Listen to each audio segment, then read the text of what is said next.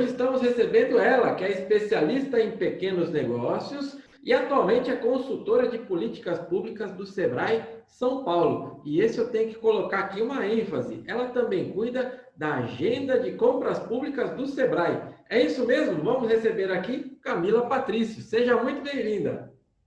Obrigada, Ricardo, a todo mundo que está assistindo, o pessoal que tem a Forset como empresa, né, fornecedora, enfim. É um prazer estar aqui com vocês, falando um pouquinho sobre esse ambiente aí do Sebrae em relação às micro e pequenas empresas.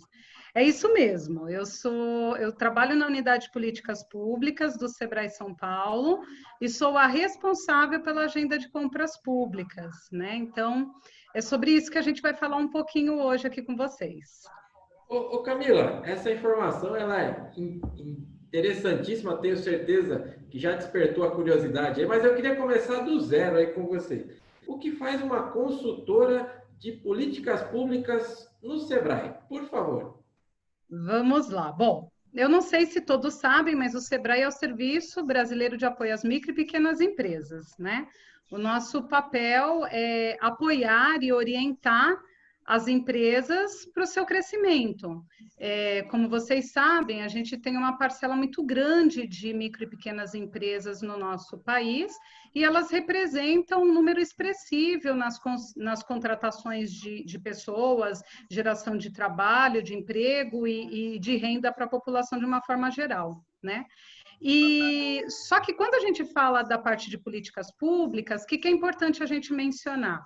Que por mais que a gente cuide das micro e pequenas empresas, é necessário que a gente tenha um ambiente favorável para que essas empresas consigam competir de forma igualitária. Então, qual que é o nosso papel na unidade, né? É justamente apoiar os municípios, os gestores públicos ou consórcios públicos nessa melhoria do ambiente para que a gente possa incentivar o trabalho das micro e pequenas empresas de uma forma muito mais competitiva, que elas consigam se destacar e inclusive, apoiar o desenvolvimento dos municípios e das regiões, trazendo mais empregos, gerando mais renda, inclusive para o próprio município. Então, a gente trabalha nesse sentido, um plano junto com os municípios, onde a gente realiza diversas ações, que vão desde a prática de desburocratização, né? A gente incentiva a formação das salas do empreendedor, nós temos a questão do desenvolvimento dos polos de desenvolvimento econômico, também trabalhamos com incentivo ao cooperativismo e associativismo, a agenda de compras públicas, que é uma das mais maduras em todo o nosso país, né? E agora, mais recentemente, no estado de São Paulo, nós estamos incrementando, através da Unidade de Políticas Públicas, a questão do cooperativismo e associativismo, principalmente nas temáticas de resíduo sólido e também da agricultura familiar, que aí tem essa casadinha com a questão da merenda escolar, das compras públicas também. Camila, eu fiz questão de colocar essa pergunta aqui no nosso bate-papo, porque poucas pessoas, principalmente o licitante, né, ele sabe do grande papel aí que o Sebrae desenvolve nos municípios, né, para gerar negócios aí para o micro e pequeno, a grande participação que o Sebrae tem dentro aí das contratações públicas. E eu já queria emendar aqui, Camila, para ver a sua opinião quanto a isso. Eu sempre entrevisto aqui também, e sigo aí Brasil afora, ouvindo outros gestores, eles sempre têm aquela dúvida, né? O micro e pequeno empresário, ele ainda não participa das contratações, ele tem uma percepção que o micro e pequeno empresário precisa se capacitar mais, né? Para entender o que é realmente vender para o governo. É certa, é correta essa percepção? Qual a sua visão, Camila? Por favor. Ricardo, realmente é bastante delicado esse tema. Embora a gente tenha as leis que prevêem isso, né, a 123, que é a lei geral, que tem ali os capítulos que fala das reservas da preferência para as micro e pequenas empresas né, do tratamento diferenciado para que elas consigam competir de forma igualitária, e também mesmo na legislação de compras públicas, a 8666, né, e mais a legislação aqui estadual, a gente tem os capítulos que prevêem esse benefício e o favorecimento à micro e pequena empresa, mas existem algumas questões que ainda são muito nebulosas, né? E essa é uma das nossas batalhas diárias para desmistificar, que são 3 pontos, né?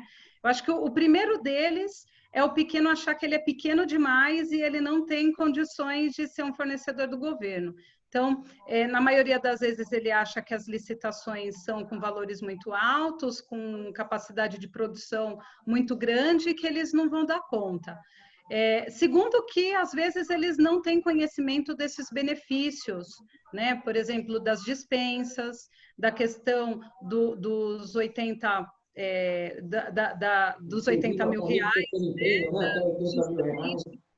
a compra para eles, e eles não sabem disso. E quando eles sabem, e muitas vezes eles dão lance, eles participam sem se preparar, sem ler corretamente um edital, sem entender quais são as cláusulas, as reservas que tem ali, as ressalvas de como que tem que ser a entrega e tudo mais.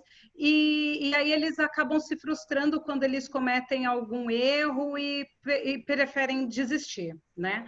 Mas quando a gente fala desse aspecto da falta de planejamento e de organização deles, eu acho que vai muito nessa linha de entender que existe essa lei de favorecimento, de privilégio, que pode auxiliá-lo nessa tomada de preço, ou, enfim, nesse processo que ele está participando, né, quando ele faz o lance dele da proposta, e quando, muitas vezes, ele está certo e ele teria o benefício, por ele achar que ele é pequeno demais, ele acaba, às vezes, não impugnando, ele não faz valer o benefício dele, e aí ele perde uma baita chance, porque era às vezes, uma licitação ganha, que ele acaba perdendo porque ele acha que ele é pequeno demais. Imagina, eu vou impugnar, eu vou causar esse transtorno, e ele acaba desistindo, né? E um quarto item, que eu falei 3, mas tem um quarto, que infelizmente é o que assombra a maioria das licitações, eu acho que não só quando a gente fala do pequeno, que é, infelizmente, a questão do compliance, do receio que as pessoas têm de participar de licitações por todas infelizmente, as catástrofes que a gente viu aí no passado, dos processos licitatórios, enfim. Então, tem aí, infelizmente, uma cultura de achar que para ele participar de uma licitação, ele vai ter que pagar alguma coisa por fora, que se ele não tiver essa oportunidade, ele não ganha nunca, enfim. Então, o nosso papel aqui no Sebrae, nesse sentido, além de orientar esse pequeno, né, de mostrar para ele que ele tem esse benefício e que ele deve lutar pelos direitos dele, fazer valer esses benefícios, também apoiar esse ambiente de forma favorável, né, e ao mesmo tempo desmistificar toda essa cultura que foi instalada, né? Então, a gente tem grandes desafios pela frente nesse sentido. Camila, eu fico super feliz de ver você tecendo esses comentários, porque realmente você fez um resumo.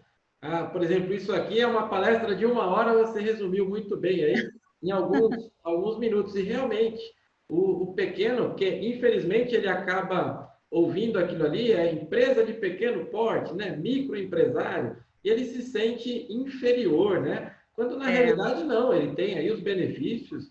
Aqui mesmo a gente lida com várias grandes empresas, e elas, ao contrário, elas morrem de medo, tem aquele receio, quando vai participar de uma licitação, que tem lá o micro e pequeno, pois sabe que ele tem o quê? Ele tem várias vantagens, né? Vários benefícios. Justamente.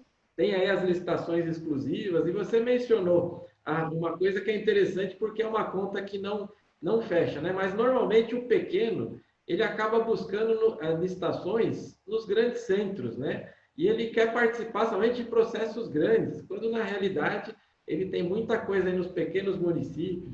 Você acompanha muito bem isso daí, sabe que é o país todo comprando, né? E muitas vezes ele acaba se frustrando, porque ele quer ir lá para do grande centro, um grande hospital, uma grande rede, ele acaba querendo vender, né, para uma grande autarquia, e isso pode ser realmente decepcionante, né, ser penalizado, e quando que na realidade tem aí vários e várias oportunidades, né?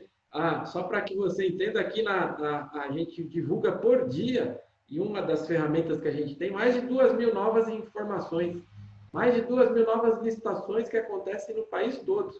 E